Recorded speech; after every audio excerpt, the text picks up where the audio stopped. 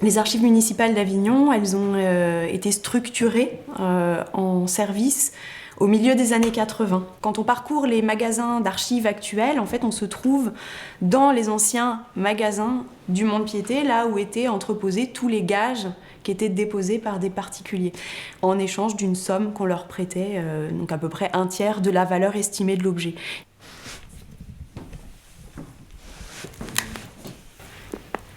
Donc là, on est en 1808.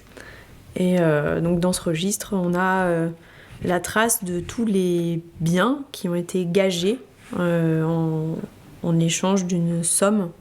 Aux archives de la ville d'Avignon, on conserve 7 km linéaires de documents environ. Donc si on met toutes les boîtes, tous les registres côte à côte, ça fait 7 km linéaires.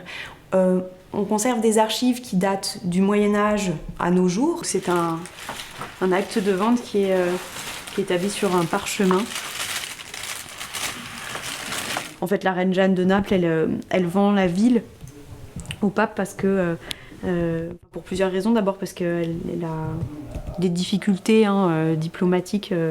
Elle a besoin du soutien du pape parce qu'elle est accusée d'avoir fait assassiner son premier mari.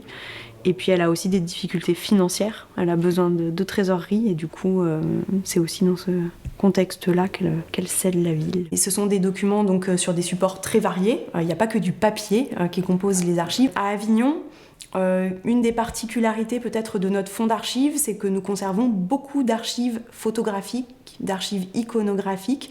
Une fois que les archives ont été collectées, qu'on les conserve dans de bonnes conditions, qu'elles sont classées, qu'elles sont inventoriées, et on peut les restituer au public. Donc dans notre salle de lecture, on a un public de chercheurs très hétérogène qui vient consulter des documents d'archives originaux.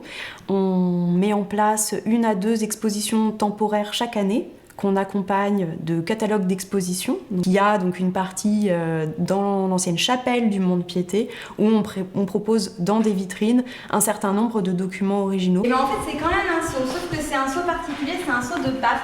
Il est en métal, il est en plomb, et donc on l'appelle une bulle, mais c'est aussi un seau. Lui aussi, on en verra d'autres tout à l'heure. Là aussi, voilà, là aussi vous en avez un de la même manière qui est en métal, qui est en plomb. Rapprochez-vous là pour voir.